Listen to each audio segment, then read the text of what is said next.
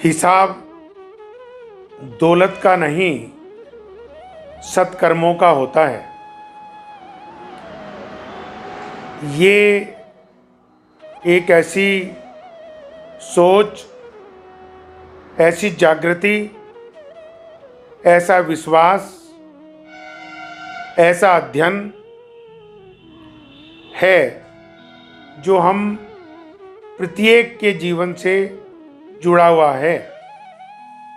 इस दुनिया के अंदर एक नहीं अनेकों ऐसे उदाहरण हैं, ऐसे मंदिर हैं, ऐसी संस्थाएं हैं जो शिक्षक के रूप में, विद्यालय के रूप में, गौशालाओं के रूप में, अस्पतालों के रूप में, गरीब के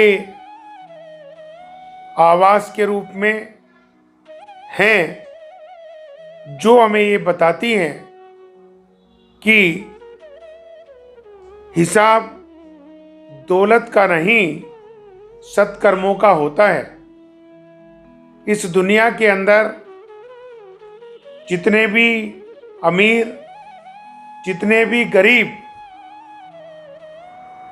लोगों ने महान कार्य किए हैं, देश हित के कार्य किए हैं, परोपकार के काम किए हैं, उन लोगों को उनके सत्कर्मों के कारण पूजा गया।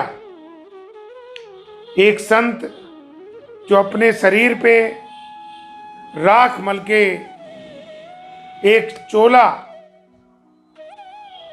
ओढ़ के सर्दी गर्मी बरसात में रहता हो या रहते हो, तो उन लोगों के पुण्य कर्म ही हम लोगों को उनके चरण स्पर्श करने के लिए प्रेरित करते हैं।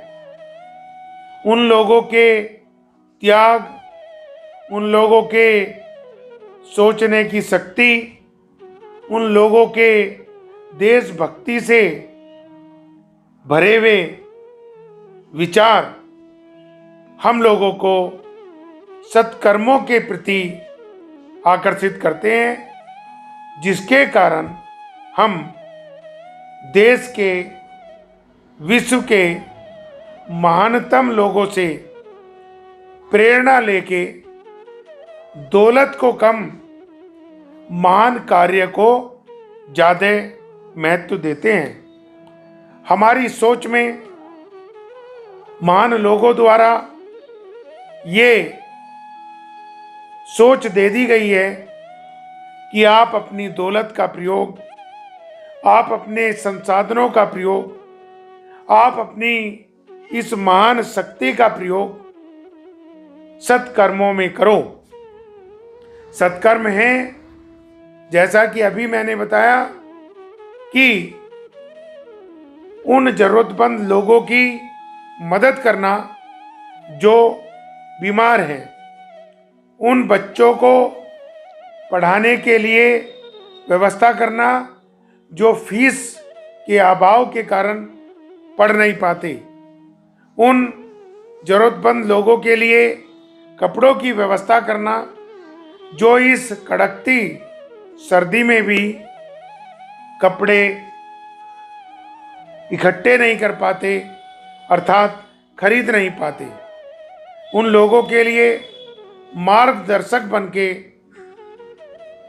खड़ा हो जाना, जो लोग ये नहीं जानते कि रोजगार कैसे मिलता है, उद्योग कैसे चलते हैं, व्यापार कैसे चलता है, कृषि कैसे चलती है, और इस दुनिया के अंदर हमें अपने को किस प्रारूप में, किस रूप में प्रेजेंट करना होता है। कुछ लोग अनभिज्ञता के कारण अपार दौलत कमा लेते हैं, लेकिन उन्हीं लोगों के बीच कुछ लोग दानवीर बनके, देश सेवक बनके खड़े हो जाते हैं। इतिहास के अंदर धीरूभाई अंबानी, के बिरला जी, टाटा साहब, सत्यवादी हरिश्चंद्र, दानवीर कर्ण जैसे लोगों के अनेक उदाहरण हमें सत्कर्मों के लिए प्रेरित करते हैं। इतना ही नहीं, हमारी मातृशक्ति जो ये जानती है कि मैं दौलतमंद तो नहीं हूं, लेकिन अपने बच्चों के प्रति, अपनी मेहनत के प्रति, अपनी सोच के प्रति सत्कर्मों को करने के लिए अवश्य लालायित हूं। और उसी सोच से हमारी मातृशक्ति बच्चों का पालन पोषण करती हैं। खुद सर्दी में, खुद गर्मी में, खुद बरसात में सोती हैं और बच्चे को सर्दी, गर्मी, बरसात से बचा के सुरक्षित स्थान पे सदैव सुलाती हैं। और यही कारण है कि बच्चे बड़े होकर माँ बाप की सेवा करते हैं। इस दुनिया के अंदर जब जब तनाई आई, जब जब दिक्कतें आई, जब जब प्रलय हुई, जब जब भूकंप आए, तो हमारे और आपके बीच से ही अनेकों लोग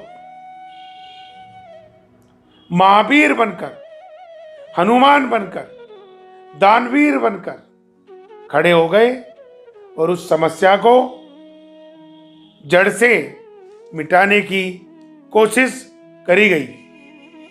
मेरे कहने का तात्पर्य बार बार एक ही है कि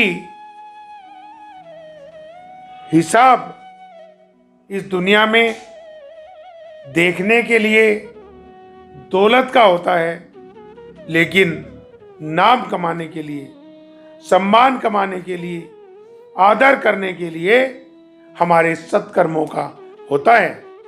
आज भारत की राजनीति जिस परिवेश से बदलकर दूसरे परिवेश में जा रही है, तो उससे भी हमें स्पष्ट लगने लगा है कि आने वाला भविष्य सत्कर्मों के प्रति राजनेताओं के कामों को भरपूर कर देगा, जिससे जो राजनेता राजनीति ज़्यादा करते हैं, काम कम करते हैं, वे लोग भी सत्कर्मों की, सत्विचारों की राजनीति करने लगेंगे। ऐसा आभास किया जा चुका है और किया जा रहा है। इन्हीं शब्दों के साथ जय हिंद, जय भारत। रेशु एडवर्टाइजर है आपके साथ, चाहे कोई भी करे व्यापार, बस रेशु से ही करे प्रचार।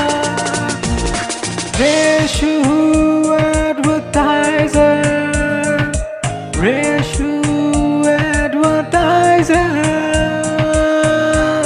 रेशु एडवर्टाइजर। भाइयों बहनों, आप में हर कोई व्यक्ति जीवन में विकास करना चाहता है, और जो विकास करना चाहते हैं वे हमारे द्वारा विकसित की गई वीडियो को देखकर हमें अपनी राय दें। वे हमारे कमेंट बॉक्स में अवश्य अपनी राय लिखें, जो हमारे लिए अति महत्वपूर्ण होंगे। हमारे YouTube चैनल को अवश्य सब्सक्राइब करें, साथ ही बेल आइकॉन पर क्लिक करें ताकि हमारे आने वाली हर वीडियो का नोटिफिकेशन की सूचना आप पर सबसे पहले पहुंचे। हमारी वीडियो को लाइक करें, शेयर करें और अपना सहयोग सदैव देते रहें, ताकि आपका सहयोग इस देश को विश्व महाशक्ति बनाने में महत्वपूर्ण बन सके। आप सबको प्रणाम। जय हिंद, जय भारत।